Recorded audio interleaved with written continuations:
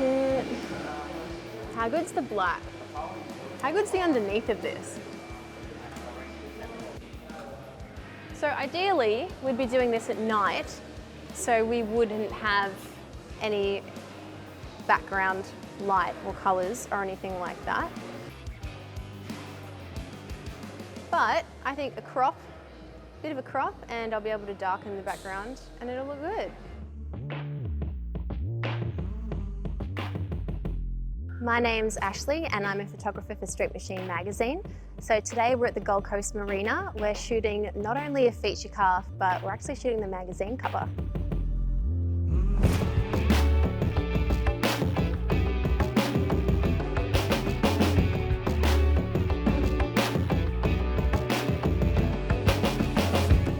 Behind me we have Steve Moon's 1972 LJ Torana. It's a blown 440 LS with a dart block and it's pushing out just over 1,000 horsepower at the rear wheels. For every photographer it varies, but a shoot day for a feature car, it's a very long process, probably more involved than most people would expect. We start around midday or so and it's about a 9-hour process. So we want to do the details. So that's underneath the car, details of the engine bay, the interior, wheels, just anything that catches your eye, anything very custom or creative. And then we move on to the exterior, which depending on the paint colour, we can be outside in natural light, we can be light painting, which we're going to be doing today, a little later on. So when it comes to shooting a car of extremely high quality, it's all different and they all vary, of course. The technique used in lighting up the car very much depends on the paint and how reflective it is. How is that paint going to pop? How is it going to react to strobe light versus natural light versus light painting, long exposure? So there are a lot of factors which determine the best way to shoot a car. And there's no rule of thumb. I definitely encourage having a play with it and figuring out what looks best. We see trends that have changed over the years as well, like heavy pro touring trends have come in where people are really putting so much effort into the underbodies of their car. It's a work of art under there. And if we didn't have the chance to put it up on a hoist and shoot it and show the world, it's something that would go underappreciated. So finding those little details and bringing them to light is something that I really enjoy. Assessing the car, first off, the colour of it. Details like this instance, we have the black engine bay, which black can absorb a whole lot of light. So we have to light it up in a way where we want the paint to pop. We also want to get the lines, in particular over here. This engine bay is so tidy and so clean. And the engine itself, it's so compact within that. So we want to get all of the work and the engineering that's gone into the engine bay itself. We want to get those lines to kind of pop, and light painting will do that more effectively.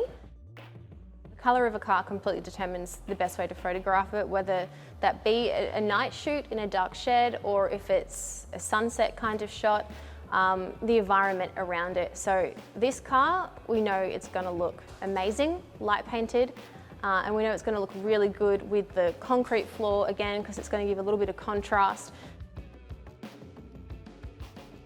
So today we've managed to book ourselves this massive shed, which is going to be great. So we're going to flick the lights off, and that means I can light up the car, partly with strobe. I've used that for the interior and I've used that for details with the trusty polarizer as well to get rid of any reflections. So for the interior, I've been shooting the interior through the windows. I've used the polarizer to cut down some of the strobe on the outside of the car and make sure the paint is still true to color, as well as getting the black interior light enough so it's visible, which can be a challenge with such dark features inside the car.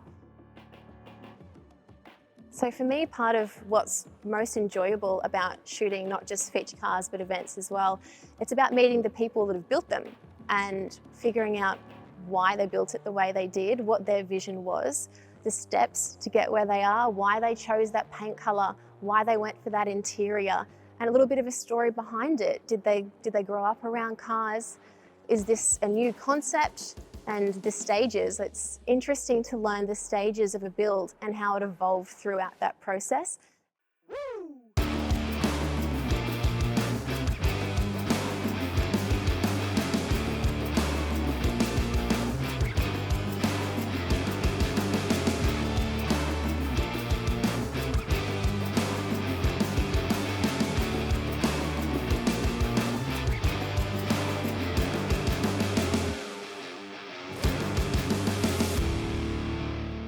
I hope you've enjoyed this little bit of insight behind the scenes action of how these shoots actually work. It is trial and error.